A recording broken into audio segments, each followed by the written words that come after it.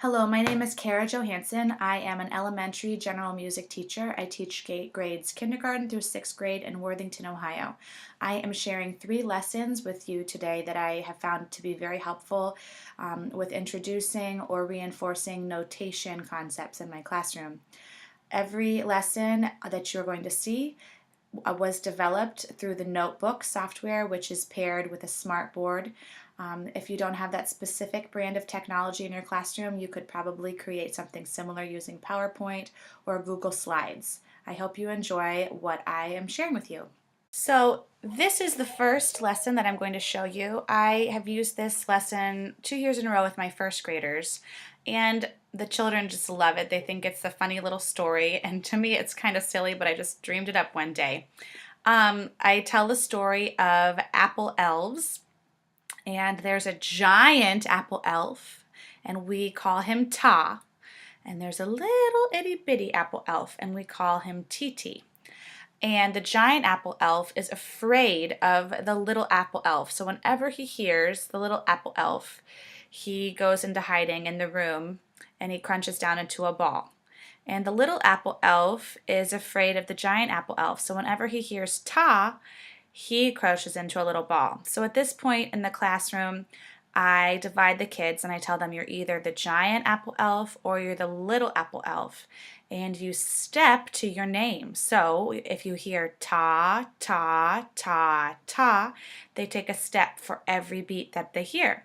But as soon as they hear ti, ti, ti, ti, ti, ti, ti, ti, and I'm at the board with my pointer circling these guys at one moment or another, those ta elves crouch down into a ball, and the TTs start tiptoeing around the room, TT, and they just love it, and they squeal and they giggle, and it really helps to cement their idea of that quicker pulse for TT and the ta for a larger pulse. And then, of course, I switch them and I make all of the tas now become TTs after they've had a turn being tas, and TTs become tas after they've had a turn being TTs.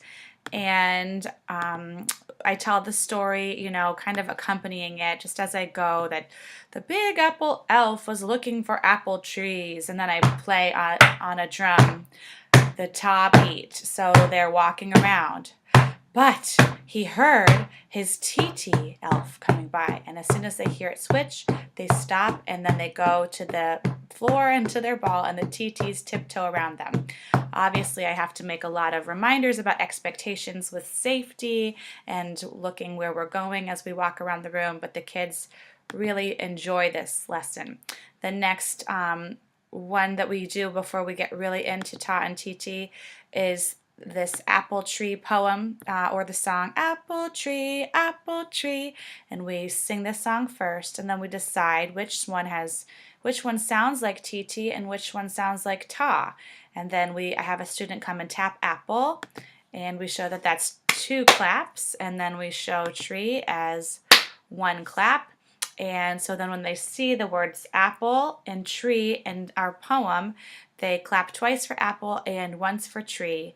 And it's really just a good introduction to TT and Ta.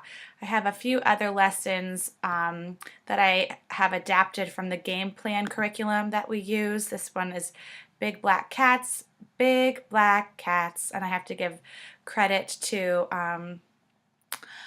Krisk and DeLells for this because this is entirely their piece.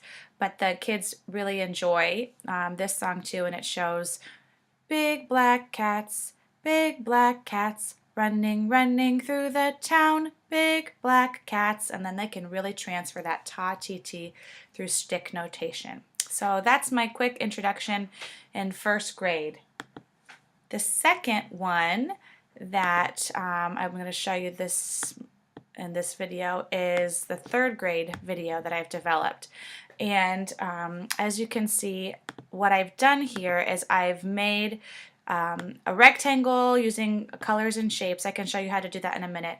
But basically this area right here on the screen represents the measure. And I have students come up and I tell them to fill the measure with the notes that they see on the board. So obviously if they use a dotted half note, they understand that a half note on top of that isn't going to fit, that's too many beats to fill the time. So I also show them how to do this quick drop down and delete feature that Notebook uses. Oh, I got rid of one too many. I guess I've got to go back and do an undo delete there. So that's really helpful, and I have students that come up with really great and interesting rhythms. I didn't space this perfectly to fit it. I'm sure you could do a better job than I did if you were making it, but I mean the kids really do get the gist of it, so that they can come up, make a 4-beat rhythm, and we all say it as a class, and they get really, really excited. Occasionally I will have students that are exceptionally bright, and they discover that they can do a split T over a beat. In fact, I've even had kids come up with super sophisticated ones for the beginning of 3rd grade, such as this one that I'm putting together right now. And you always get those bright guys that push the boundaries. But at the same time, it's a very valuable learning opportunity, and it shows that you can stretch and you can adapt this for all learners of all levels. So I think it's really the spatial sense of this particular lesson that I've developed. A half note is half of the measure. The measure has 4 beats. It's not worth half of a beat, it's worth 2 beats, and they can see that it fits 2 squares. A quarter note is called a quarter note because it's a quarter of the measure. So when they can visualize it like this, it makes a little bit more sense to them. They also see that through the 1/8 notes, of course, and then the whole note, obviously the whole measure. So the kids have really enjoyed that. Just to give you a quick an idea about how you would make this on notebook software, I did this by grouping some things. So you're going to go into the shape selection down here. You're going to choose rectangle shape, then you're going to have to do your line color and your fill color. Let's just do a green one for now. And you drag to create the rectangle that you're going to start with. It takes a little bit of visualization. And then the notebook software comes with a lot of images that you can find. So let's just see if they've got a whole note on hand. So that you can see where I got this from. So I get it from here, and then you just drag this image here. You can make it bigger by stretching it, a little smaller. I really enjoy notebook software. I find it to be extremely intuitive, and I like it. So then to get it to move together, you have to select both images by dragging over, like what I did over here, holding and pressing and dragging down and selecting both of them, and then on the drop down menu hitting group, so that way both images move together on the screen. If they're not grouped, if they're ungrouped like this, then you're going to have, well, you're going to have one moving without the other, and that's not what we want. We want them to come together. So we go like this again, and we group it, and now we can move this wherever we want to. So you could do similar shapes, making different colors so that kids can differentiate the notes from each other. So maybe I want my quarter note to be about yay big, and I'm just going to try to visually decide where I think a quarter, let's see, that's about a half of that, and that's probably about a quarter of that. So that would be my quarter note. Selected that, I would look over here, type in quarter note in the search or in the picture column here, and then you can find the quarter note, and the same thing. You can make it bigger by pulling there, putting it here, and dragging them together, group. So this just shows you how you could make this on your own if you don't already have it. I have shared that slide with my the music teachers in my district, but it would be, maybe a half an hour worth of your time to create a similar lesson.